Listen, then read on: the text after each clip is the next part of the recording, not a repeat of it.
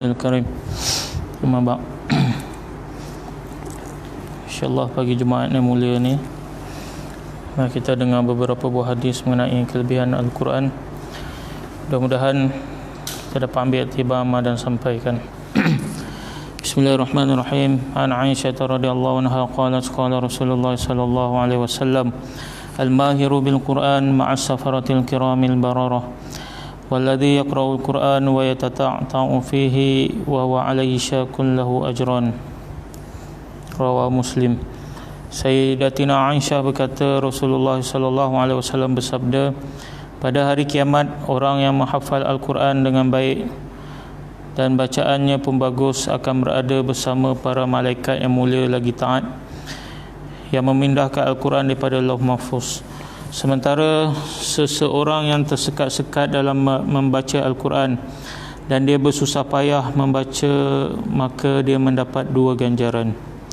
Sayyidatina Aisyah radhiyallahu anha berkata, Rasulullah sallallahu alaihi wasallam bersabda, pada hari kiamat orang-orang yang menghafal Al-Quran dengan baik dan bacaannya pun bagus akan berada bersama para malaikat yang mulia lagi taat yang memindahkan Al-Quran daripada Lauh Mahfuz. Sementara seseorang yang tersekat-sekat dalam membaca Al-Quran dan dia bersusah payah membacanya, maka dia mendapat dua ganjaran. Keterangan yang dimaksudkan dengan orang yang tersekat-sekat ialah seorang yang hafiz tetapi tidak lancar, namun dia telah terus berusaha dan melancarkan hafazannya. Selain daripada itu, ia juga boleh dimaksudkan seorang yang tidak hafiz dan tersekat-sekat dalam membaca Al-Quran tetapi masih berusaha untuk membaca dengan betul. Orang yang demikian akan mendapat dua ganjaran, satu ganjaran untuk bacaannya dan satu lagi ganjaran untuk susah payahnya kerana tersekat-sekat membaca. An Nabi Hurairah radhiyallahu anhu an Nabi sallallahu alaihi wasallam qala yaji'u sahibul Quran yawmal qiyamah fayaqul ya Rabbi hallihi fayulbasu tajal karamah, qulu ya Rabbi zidhu fayulbasu hullatal karamah, thumma yaqulu ya Rabbi irda anhu fayarda anhu fayuqalu lahu iqra warqa wa yudadu bikulli ayatin hasanah. Sayyidina Abu Hurairah radhiyallahu anhu meriwayatkan bahawa Nabi sallallahu alaihi wasallam bersabda, ahli Al-Quran akan datang pada hari kiamat ke hadapan Allah Subhanahu wa taala, lalu Al-Quran akan berkata kepada Allah, kurniakanlah kepadanya sepasang pakaian, maka dia akan dipakaikan mahkota kemuliaan dari sisi Allah. Al-Quran akan memohon lagi, ya Tuhanku, berikanlah lagi kepadanya pakaian, maka orang itu akan dipakaikan pakaian kemuliaan dengan sempurna.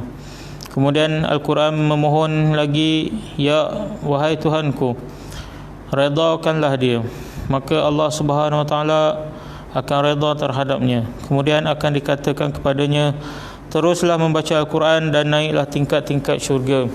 Sebagai ganjaran bagi setiap ayat, satu pahala akan ditambah untuknya.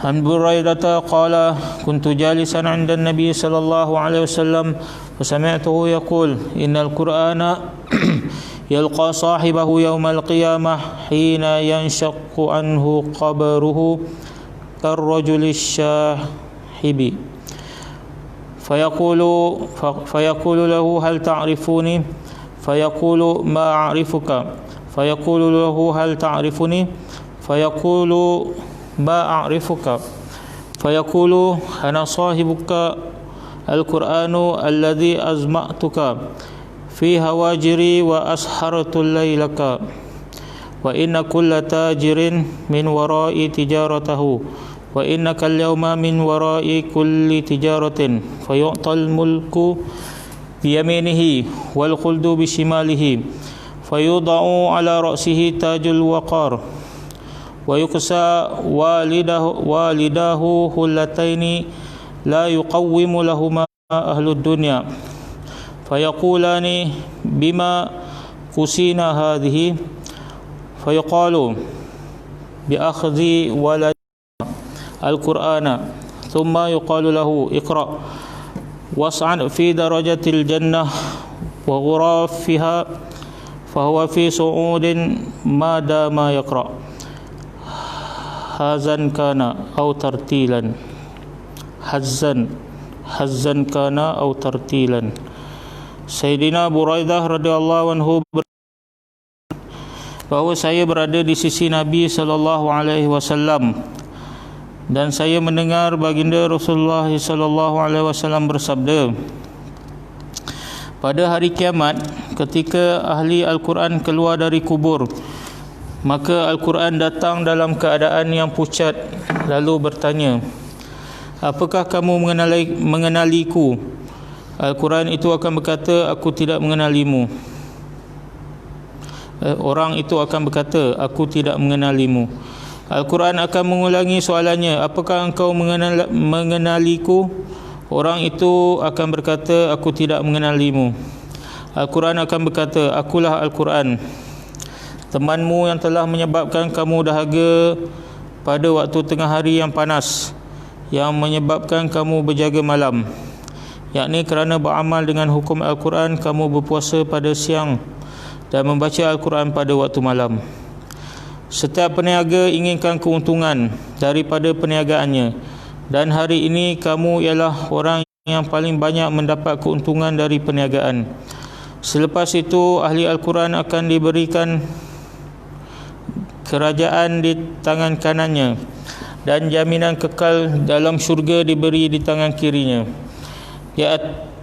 Di atas kepalanya akan dipakaikan dengan mahkota kemuliaan. Kedua-dua ibu bapanya akan dipakaikan dengan dua pasang pakaian yang harganya tidak mampu dinilaikan oleh penduduk dunia seluruhnya. Mereka berdua akan berkata, apakah sebabnya kami dipakaikan dengan pakaian ini? Mereka akan dijawab, kerana anak kamu menghafal Al-Quran. Kemudian akan dikatakan kepada ahli Al-Quran, teruslah membaca Al-Quran dan naiklah tingkat-tingkat serta kamar-kamar syurga. Oleh itu dia akan terus naik tingkat-tingkat selagi dia membaca Al-Quran, sama ada secara tartil ataupun cepat.